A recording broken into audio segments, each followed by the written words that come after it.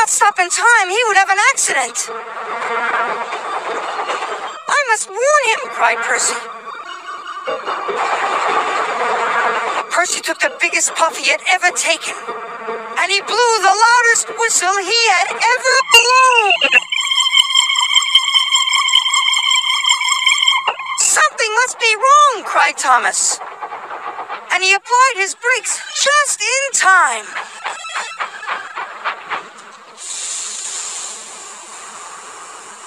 Cinders and ashes, he gasped. Thank you, Percy! But he didn't know how very icy the tracks were.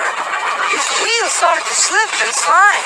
Oh my, cried James, and he applied his brakes as hard as he could. Edward tried to brake as well, but it was too late.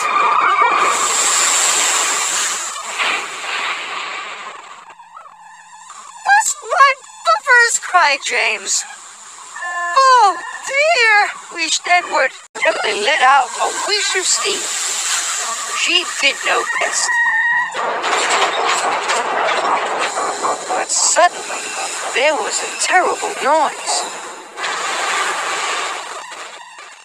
As the dust cleared, Emily saw what had happened. The troublesome trucks had run into Mavis, who was waiting on the track. Luckily, no one was hurt. But her load of stone had spilled all over the lines, and one of the freight cars had come off the rails, knocking over a telephone pole.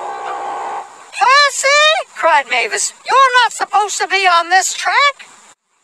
Emily was shocked. Then there was another loud crash. It was Toby. His wheels had struck the telephone pole and he was derailed. Emily knew this was all her fault, but she didn't know what to do. The telephone line was down, so no one could call for help. Mavis couldn't move. She was stuck amongst the freight cars. And Percy couldn't move either. I'm sorry, Toby, cried Emily. That night, Douglas's driver took him to visit Donald. I was just passing, said Douglas. Have you come to say you're sorry?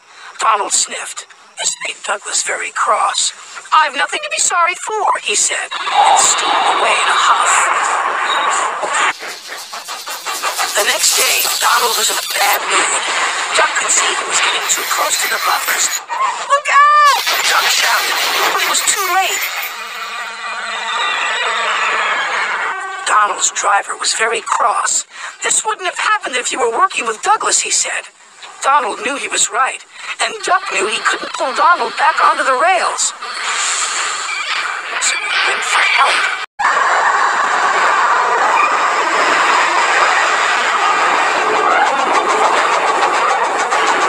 Help! Emily cried. The ghost has got me! Harry, Bert, Thomas, and Emily raced towards Tidmouth Sheds. Tidmouth Sheds was quiet and peaceful. All the engines were fast asleep. Thomas's whistle soon woke them up. It's Thomas, cried Percy. Something must be wrong. Suddenly, he saw Thomas, Harry, and Bert racing into the yards. Stop! He cried. Harry, Bert, and Thomas applied their brakes. They stopped just in time. The ghost is after us, whistled Thomas. Thomas had lost the runaway car.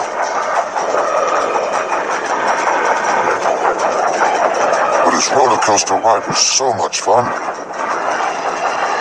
Thomas soon forgot about the freight car. Then there was trouble. The tunnel ahead was blocked.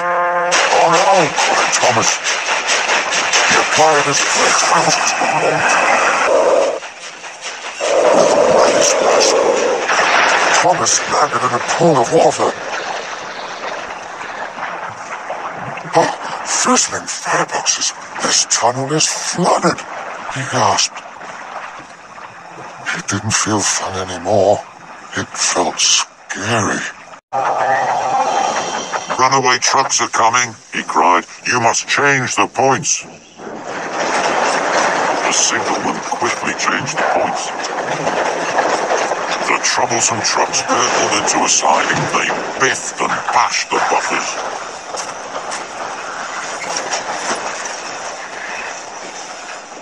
But the station was safe. What's all this about the wrong sort of goal? Asked Gordon. Edward looked puzzled. Gordon told Edward all about Thomas and the Fat Controller. Edward felt very bad. He wanted to put things right. He decided he must go and see the Fat Controller straight away. Edward hissed and wheezed his way to the station. His fire felt feeble. His wheels felt weak, but he battled on. At last, Edward puffed into the station.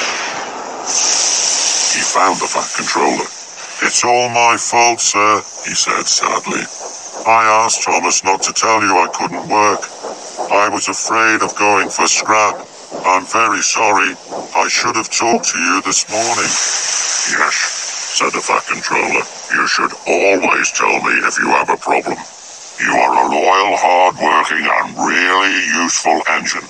I will send you to the fitters' yard straight away." Edward was very relieved.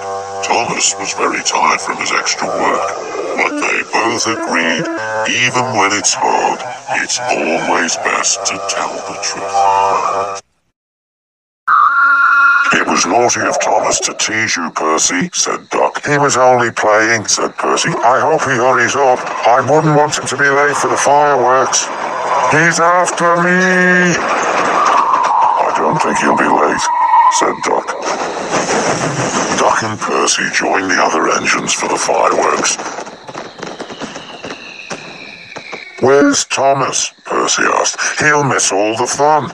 "It would serve him right after all his teasing," Duck said. But Percy was worried. He went to look for his friend.